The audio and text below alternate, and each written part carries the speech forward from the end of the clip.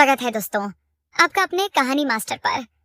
यहाँ आपको मिलेंगी दिल को छू जाने वाली कहानियाँ जो आपके पल को खास बना देंगी।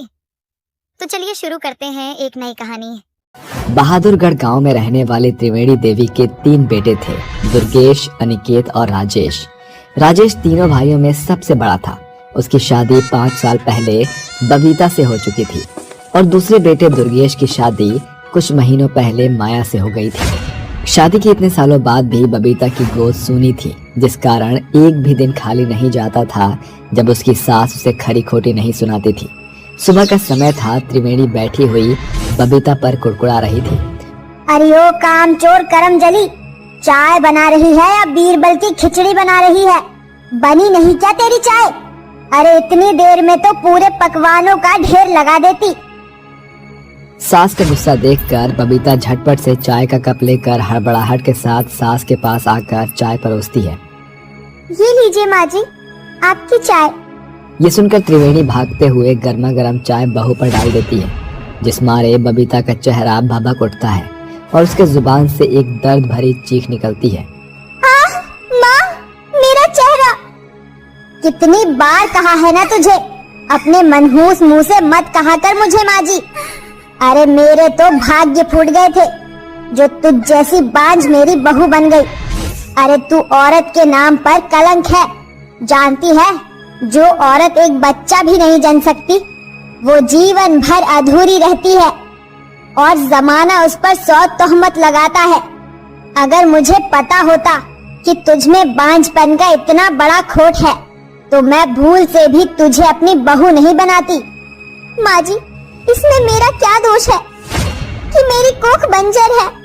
भगवान ने मुझे अधूरा बनाकर भेजा है, तो इसमें मैं कहां से कसूरवार हूँ?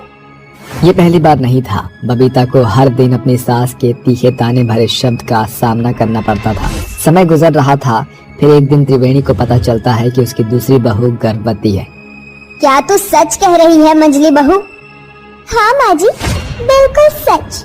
मैं माँ बनने वाली हूँ और अब दादी। आखिरकार ईश्वर ने मेरे घर पर अपनी नजर फेर ही दी। अब मेरे सूने घर में भी किलकारियां गूंजेंगी। बहुत बहुत बधाई हो माया। आओ, अपनी जेठानी के गले नहीं लगोगी? अपनी बांझ बहू की ये बात सुनकर त्रिवेणी गुस्से से तिलमिलाकर बोलती है। ठहर जा मनहूस, तू मंझली बहू से गले नहीं मिलेगी। क्या पता कहीं तेरे बांझपन की परछाई मेरे घर की खुशियों को खा बैठे। अब से लेकर अगले 9 महीने तक तू माया बहू के आजू बाजू भी भटकती दिखी तो ये सास तेरे गले का फांस बन जाएगी। अब खड़ी क्या है, जाकर मर किसी कोने में। अपनी सास से मिले बांझपन के ताने बबीता के सीने में तीर के जैसे जा लगते हैं। वो रोते हुए अपने कमरे में आती है। तभी राजेश कहता है, क्या हुआ बबीता, माँ ने तुम्हें फिर ताने मारे क्या? अरे जाने दो राजेश, वैसे भी सास बहू में खट्टी मीठी नोकझोंक तो होती ही रहती है। बबीता, मैं तुम्हारा पति हूँ। मेरे सामने तुम्हें अपनी सास के हक में झूठी सफाई देने की कोई जरूरत नहीं है, क्योंकि मैं अपनी माँ के रग रग से वाकिफ हूँ। राजेश ऐसा बोल ही रहा होता है कि त्रिवेणी अंदर आकर बोलती है, मुझे पता था कि मेरी ये बांझ बहू अपने अंदर भरा गुब्बारा कहीं तो फोड़ेगी और जब खुशियों में खलल ना डाल सकी तो मेरे बेटे को मेरे खिलाफ भड़का रही है। बांझ बैरन कहीं की। बस करो माँ, क्यों बेचारी को कोसती हो, कभी तो बख्श दिया करो उसे। अरे मुझे भी कोई शौक नहीं कान लगाकर बातें सुनने की। अनिकेत की शादी का कार्ड छप चुका है, रिश्तेदारों में बांट देना। 2 दिन बचे हैं शादी में। और हाँ, एक बात याद रहे, शादी में मुझे ये बांझ दूर दूर तक दिखाई नहीं देनी चाहिए। ऐसे ही वक्त की तेज रफ्तार के साथ 2 दिन बीत जाते हैं और त्रिवेणी देवी अपने तीसरे बेटे की बारात लेकर नितारा के घर पहुंचती है, जहां सभी बारात में नाचते गाते दुल्हन के द्वार पर पहुंचते हैं। वहीं बेचारी बबीता को ससुराल के सन्नाटे में अकेले रहना पड़ता है। उस पल उसकी आंखों में उतरे हुए आंसू उसके बांझपन के सबक को तोड़ रहे थे। क्यों भगवान, मुझे उस गुनाह की सजा क्यों मिल रही है जिसकी जिम्मेदार मैं ना होकर भी बन गई? क्या मेरा फूट फूट कर रोना तुझे दिखाई नहीं देता? आज मैं तुझसे पूछना चाहती हूँ, क्यों लगाता है तू हम औरतों की कोख पर बांझपन का कालिख? आखिर क्यों? बबीता की आवाज पूरे घर के सन्नाटे में गूंज उठती है। वहीं दूसरी ओर त्रिवेणी अपनी तीसरी बहू नितारा के साथ लौटती है। दिन गुजरते हैं जहां त्रिवेणी अपनी दो बहू माया और नितारा पर जान छिड़कती है, वहीं बबीता उसकी नजर में हमेशा खटकती रहती थी। दिन बीतते गए और त्रिवेणी की तीसरी बहू भी प्रेग्नेंट हो गई थी, जिससे सास का सीना और भी चौड़ा हो गया। माँ जी, मुझसे ये रूखा सूखा खाना नहीं खाया जा रहा, जी कच्चा हो रहा है।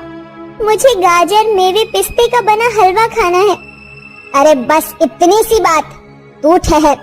बबीता, अरे ओ बबीता, अरे ओ मेरी बांझ बहू, बहरी हो गई है क्या? सास की उखड़ी बोली सुनकर बहू खौफ से भरकर भागती हुई उसके सामने आकर खड़ी हो जाती है।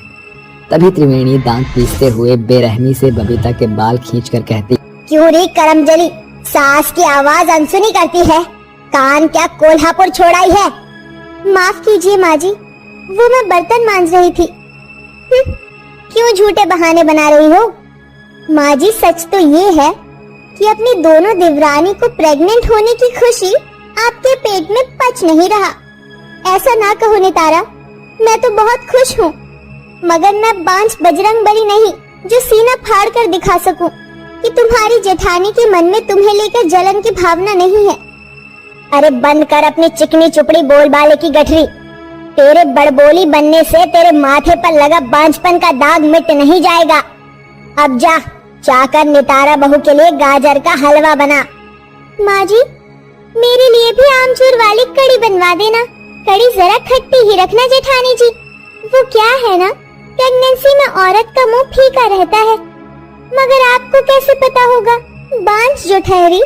सास और देवरानी के तकलीफ देह ताने बबीता को अंदर ही अंदर तोड़ रहे थे, मगर उसके जुबान पर जड़ी चुप्पी टस से मस नहीं हुई। समय गुजरता गया, जिसके साथ माया प्रेगनेंसी के 8वें महीने के पड़ाव और नितारा 5वें महीने में प्रवेश करती है।